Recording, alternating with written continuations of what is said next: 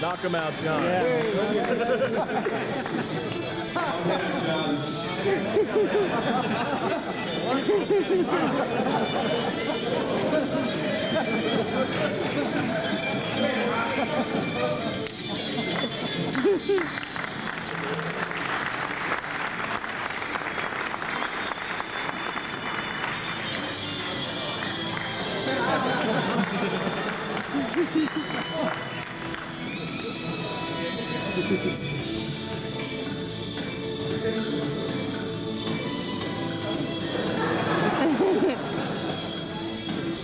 I'll say I tried to figure out for a week how I could get an introduction like that. Okay.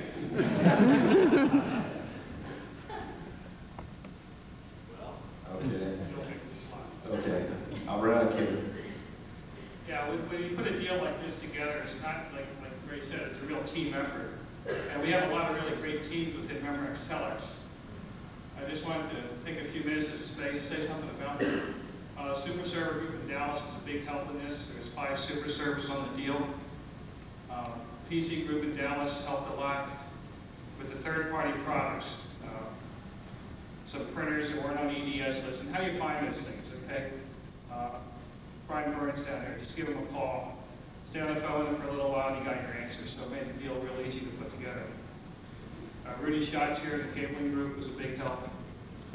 A few faxes back and forth, and then we had a lot of good ideas about that. And of course, our advanced services and customer engineering, who probably none of us would be here today without those guys. So they're all part of this deal, and we wanted to acknowledge them here. Say, when we got done with this, you can see what it actually ended up looking like. I can't explain it.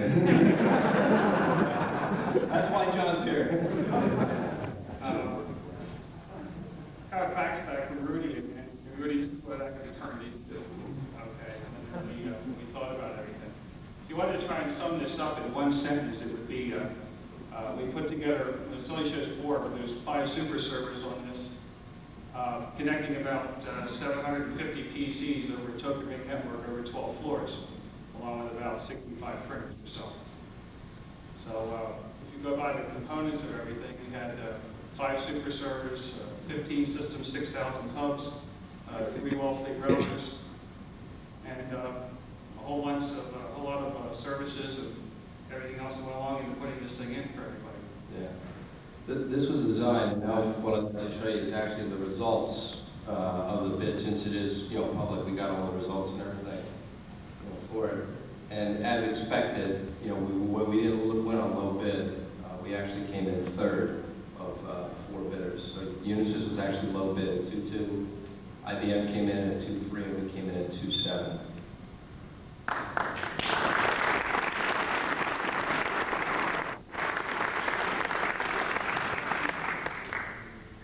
And of course, when we got the original acknowledgement that we had won the business, management kept asking us, okay, where is the order?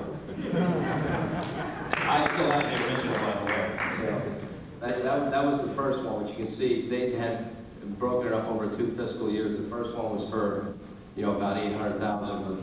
The second one was for about $2 million, which was just, my biggest order I ever had. And I carried around with me for good luck.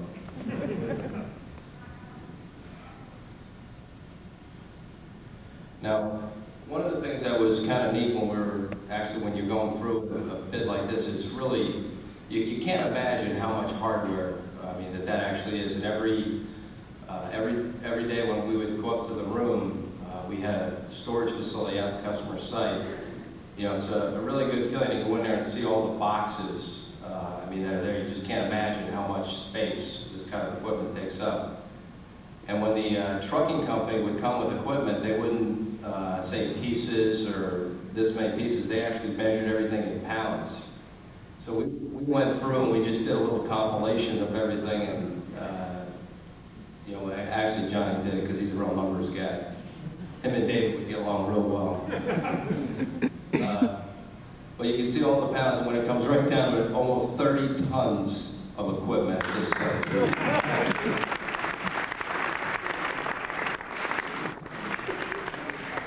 And of course, with the international people, we have the kilogram conversion as well. 34 miles of cabling. Change the compound. What's that? Change the compound.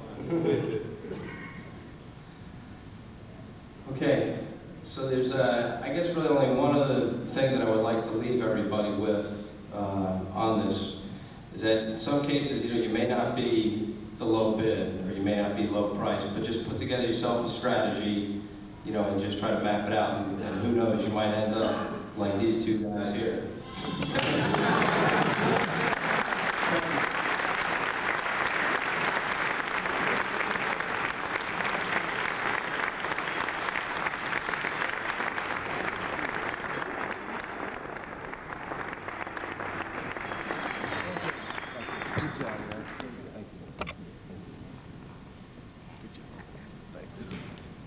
Okay, it's kind of interesting. I saw across the room somebody who was remaining nameless, but he's the country manager in the UK, who was kind of nodding off until that slide came up on pounds. All of a sudden he perked up. I didn't wait. Thank you. The last person we've asked to do a success story is Joe Pizzuti. When I talked to Ray, I had a good idea of what he was going to do. When I talked to Joe, I didn't tell him what to do, because knowing Joe, it doesn't really matter what you tell him to do. He's going to kind of do his own thing. So I know it'll be informative, or I'm sure it may not be informative, but at least it'll be somewhat humorous. Joe, why don't you come up and tell us what's going on in Southern California?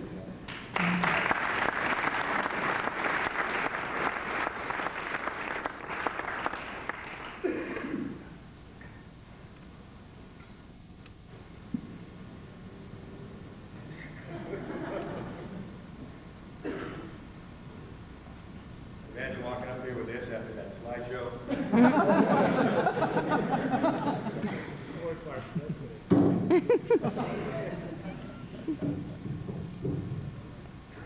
Okay, put this together here this morning.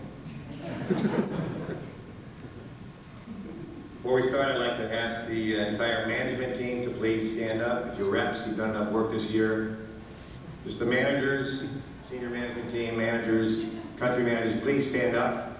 Right now, out of your seats, please stand up. Yep. Any manager in this room, please stand up. He's got a gun.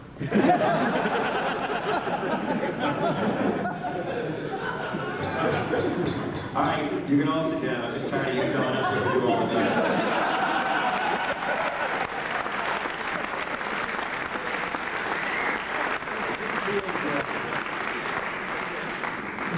George asked me to come up and tell a success story. I think the greatest success story I have is that I'm still employed by this great company. I can't really match the ones we just finished up with there anyway. And I think we learn more from their approaches, their strategies, how they plan their deals. I do it the old-fashioned way. I stalk my customers at night. I bribe them when necessary, whatever it takes. So I certainly can't teach you anything there. Actually, I was quite honored when he asked me to come up here and do this. I wondered what the criteria was, why he selected me. And as it turns out, whoever gets the most complaints lodged against them at the prior Quota Club is asked to give a success story. And it's an undeserved reputation, it really is. That's true. We had 3 complaints filed against us this morning for loud noise and bright lights coming out of the marina wing. It was thunder and lightning. It wasn't us. They just assumed, well, it's those guys call and they'll go to bed. Trust me. For those of you that have not been here as long as I have, I thought it would make sense to let you know how Memorex Telex started for me, how we got to where we are today, and then I've got a short success story to finish that up with. Can you hear me? Just, all right. 15 years ago, a good friend of mine named Lauren Furness, one of our great enterprise storage system engineers who works out of Cleveland, asked me if I would like to come to work for a company called Memorex. And wanting to make sure that that was the right career move in the right company, I gave it a lot of thought, couple seconds. I think I said something like, Yeah, okay. You think we could get some of those free cassette tapes? That'd be good. I wrote that down. I put pause for a laugh. I'm glad you did.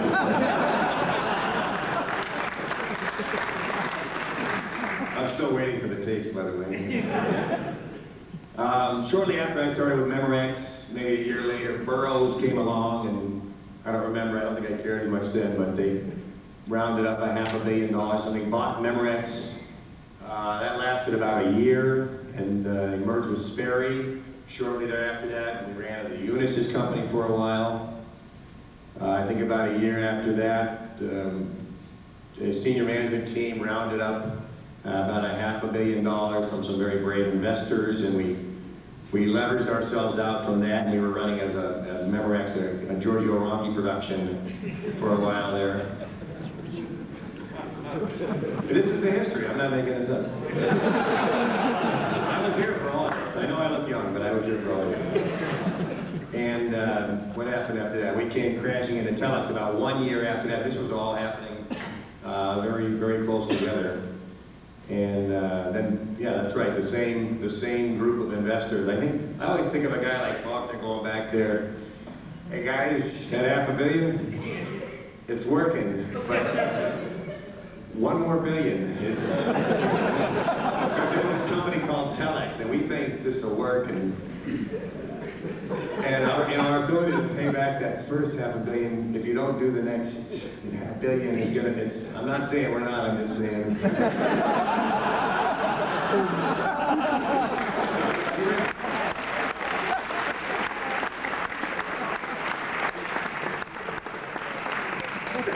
We just think it's a good idea if you stay with us at this point. Oh, I was supposed to say something at the end of that other part. All those changes with the company, my resume is like this long and I haven't gone anywhere yet. I just keep getting up in the morning. All right. Check keeps coming. Good. At the time of the Memorex and Telex merger, I remember that they were trying to come up with a good company name. They solicited the employees' input. They put all the marketing teams together. They locked them up in a room for a couple of weeks. They're trying to come up with this name that's going to just blindside the industry. You know, Memorex and Telex has put this thing together. 2 weeks later, they came out. 2 weeks later, the marketing groups came out of the room with a $9,000 bar tab and the name Memorex Telex.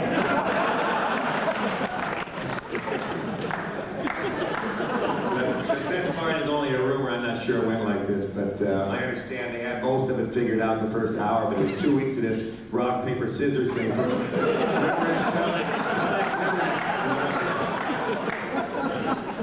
I can't confirm that. I heard it.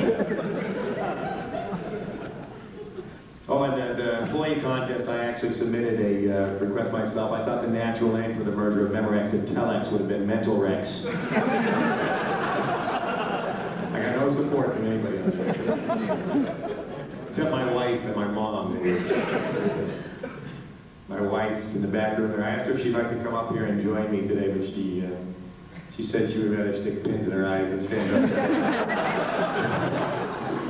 If you don't know her, she's the one with the blue shirt on and the pin marks in her eyes. Jennifer, I love you.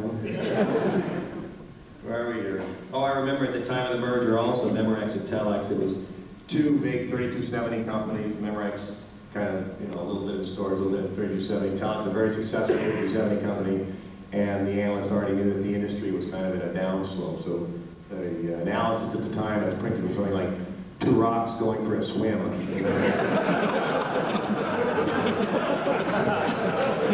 don't believe that.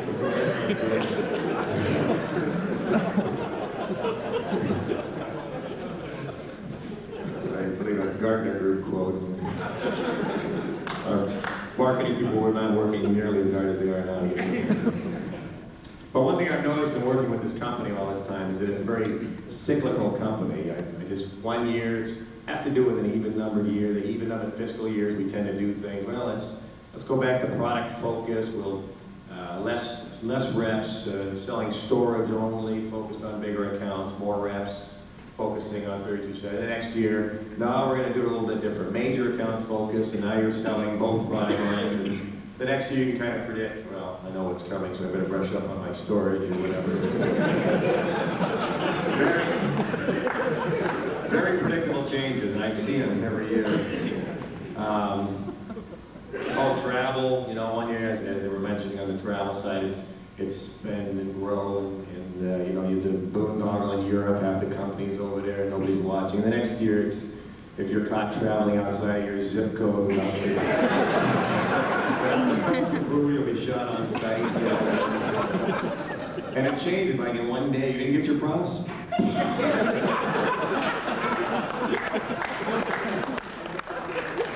Almost done. Oh, this is a good part. This is on the even numbered fiscal years. You find that it's kind of a cost-cutting year the next year, where we're going to spend some money and expand and grow a little bit. Of course, here in FY96, we are back into cost-cutting mode, and it's probably the right thing to do this year. So, ladies and gentlemen, I have the top 10 indicators that you know Memorex Telex is in a cost-cutting mode in fiscal year 1996. I'd like to show them.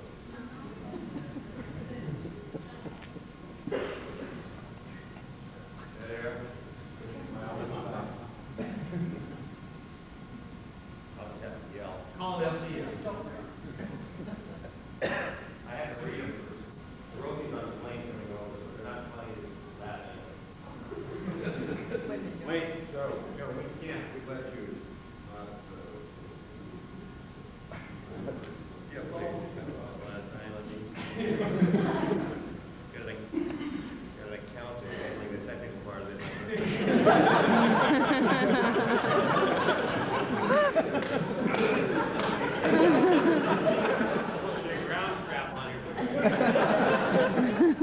Is this working? All right. I'll just have to do it like this. The number 10 indicator that Memorex Telex is in a cost-cutting mode in fiscal year 96 is your expense report is returned to you short paid with the explanation regarding the customer lunch you submitted. Memorex Telex will cover the chicken, but the salad and the cheesecake are on you.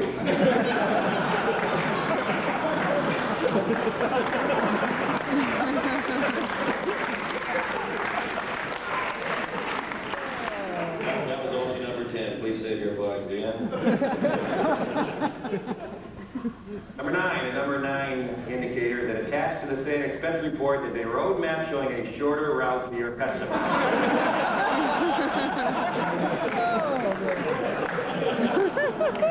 But wait, there's more. Number 8. The number 8 reason that you know we're in a cost-cutting mode here in FY96 is that in the new benefit plan under dental coverage, there's a picture of a doorknob with a piece of string attached to it. Also, the only preferred provider listed is Dr. Giovanni Gamusio.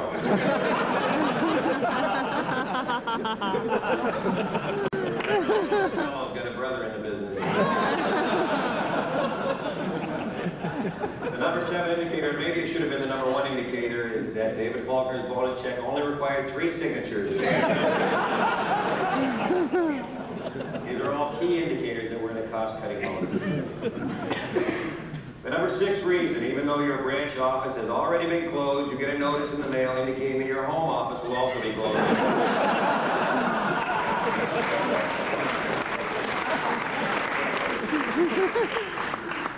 Included with this is a list of local coffee shops and payphones in your area. 5 more good ones coming. The number 5 reason, the number 5 indicator that we're in a cost-cutting mode this year, that, oh, this is the best one. I think I should have done number 1. Instead of attending the Gardner Group conference as a vendor, we decided to canvass the windshields in their parking lot and take library brochures.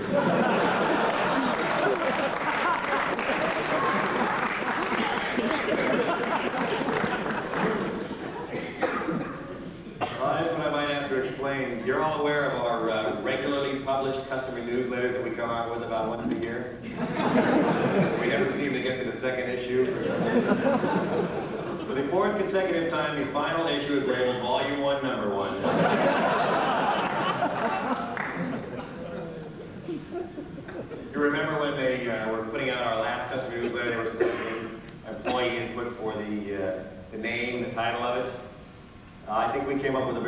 one and our last one, the winner, certainly deserved it. However, I don't think it was acknowledged. The second and third place titles that came in was Memorex Telex, Our New Story, and in third place was Memorex Telex Corporation, This Time We Mean It.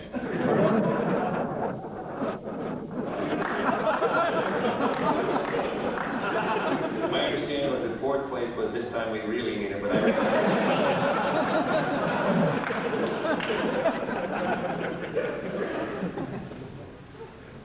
yes.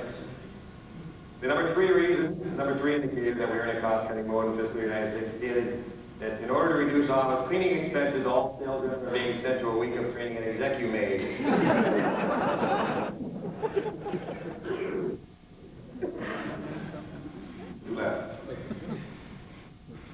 This is probably a key indicator here. Number two, in lieu of the traditional marching band, Joe Pizzuti is asked to provide the entertainment, the best of the best breakfast.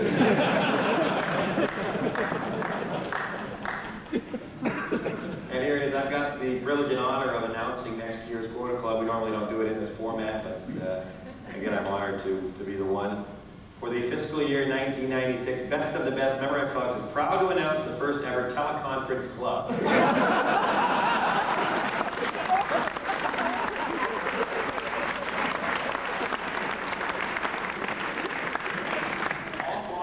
Participants will be asked to dial in from their favorite local hotel. So a call will be hosted in Rio de Janeiro by our senior manager. There is good news.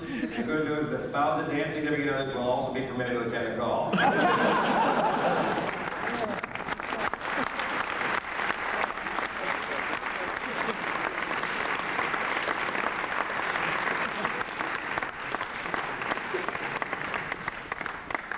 Again, those are key indicators that we are cutting costs this year. Somebody once asked me what it's like to work for this great company, Memorex Telex, and it is difficult at times. It seems like we start out most of our sales campaigns by apologizing or explaining. You know, it's always a good start. They say, you make tapes, right? Yeah, we're tapes. And a lot of other things, but that's good. That's all you know. Anymore, no, that was consumer products we sold that. It's a good thing now. Yes, we do tapes. Quality, high quality, half-inch cartridge media. I can sell you those. If these guys can sell furniture and carpeting or whatever. I don't know how they got that EDF, but it was a great move. I didn't see it in the comp plan, but it's like 3% per square yard. Anyway, a good friend of mine, Kurt Bachmeyer, I was talking to him, I said, I don't even know how to answer these people when they ask me what it's like to work for Memorex Telex. But I tried to draw up an analogy, and I think it was something like this. You have to picture yourself. It can be kind of lonely out there, especially when you're involved in these home run deals. You're always looking around for help. Wait a minute, we're supposed to be worldwide. There's 5,000. I was the only one working today. I have to picture a sailboat about 1 mile long. You just trust that the other end of it's there. You never see it. You're put back in your little room. All you have is one room. It might be Atlanta or Germany, stuck around back there. And all you get is you and your instructions, and you're instructed to just stick your head out the window and blow on the sail. Trust me, there's a lot of other people doing it. You may not see them, but we've got the captain up there. It's Marcelo driving the boat, and everybody. So you do that. You just sit back there and you blow your brains out. And every couple of weeks they throw some food under the door. That's a good indicator. We're still going here. And you blow and you get a little frustrated once in a while. Your district manager sticks his head in once a week. Come on, Pizzuti, blow! I'm blowing. Well, keep blowing. See you next week. And you get a little tired, and finally you rest once in a while. You start thinking, I get the feeling I'm the last one blowing. This thing could be on fire right now. And I was just be in my office. Everybody else has probably failed. They're all going to little diggies, and I'm. And about once a quarter, you get that feeling I'm alone out here, and you stop for a second. You start thinking, the hell with it, everybody. I'm getting my fair share. I call them, start looking around, and maybe I don't know. you give it about, and somebody like Dave Bruns will come roaring through the door, you know, what happened back here? Nothing. Did you stop blowing the whole boat? Just stop.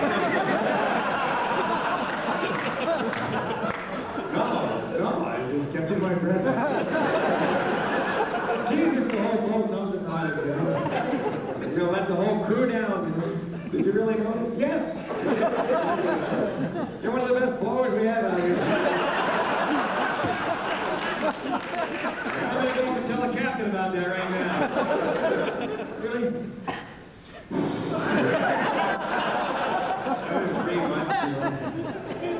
So it's a lot of faith work in here. You feel alone a lot, but you find out, you get to a place like this and you realize there's a lot of people blowing their brains out there, and Marcelo's up there driving the boat. And you're here today, right? You know, you got Faulkner in the back, you got all $2 billion in the bag, and he's lopping them off back there. Keep blowing, this is getting better. Just 2 more years, Pizzuti, that's all we got. I know it hurts. I know it hurts, but just keep blowing. I think that's the key, is, you know, you get together, and there's a lot of people that did not make it that work just as hard as people that did, and we need to take our hats off to them, and I think, you know, they'll be here next year.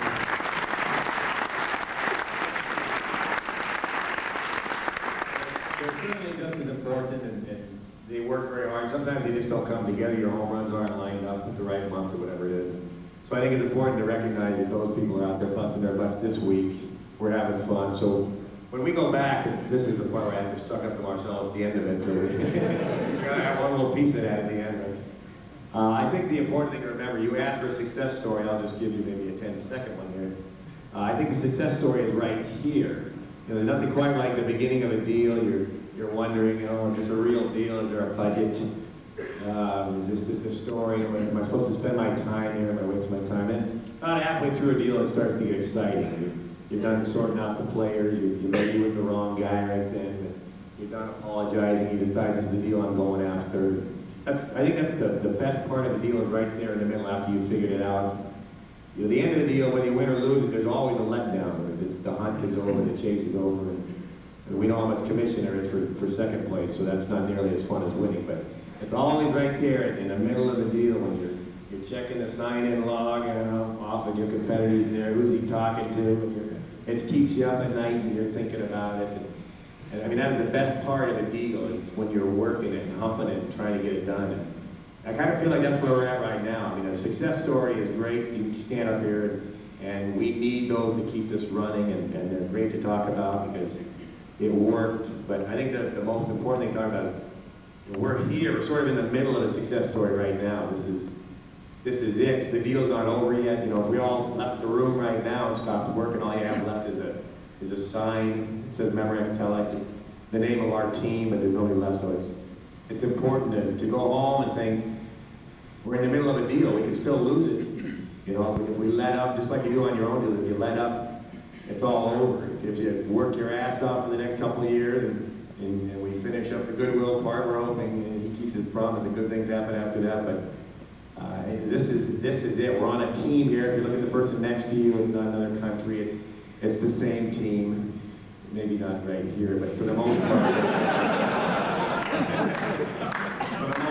this is our team, and it's a great team, and we need to go back and remember, even if you're in your little room and you're blowing your brains out, and it feels a little lonely, that there are other people out there doing it. They're counting on you to do it too, otherwise it doesn't work. We're making progress. We're just 1 mile at a time along the sea. He's keeping the boat straight, and he's lopping off the bags, and it takes a while, but I mean, this is our deal, and we're right in the ending of it.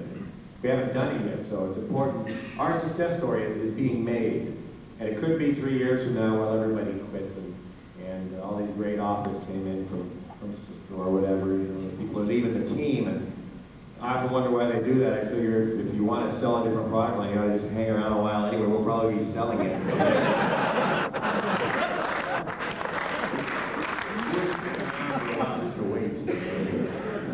But I don't really have any more to say. It's great being here. I'm honored to be asked to come up here and speak. It's great to be on this team, and I'll be out there blowing my brains out all year, and I'm counting on everybody else to do the same. So enjoy the rest of this trip. Thank you very much.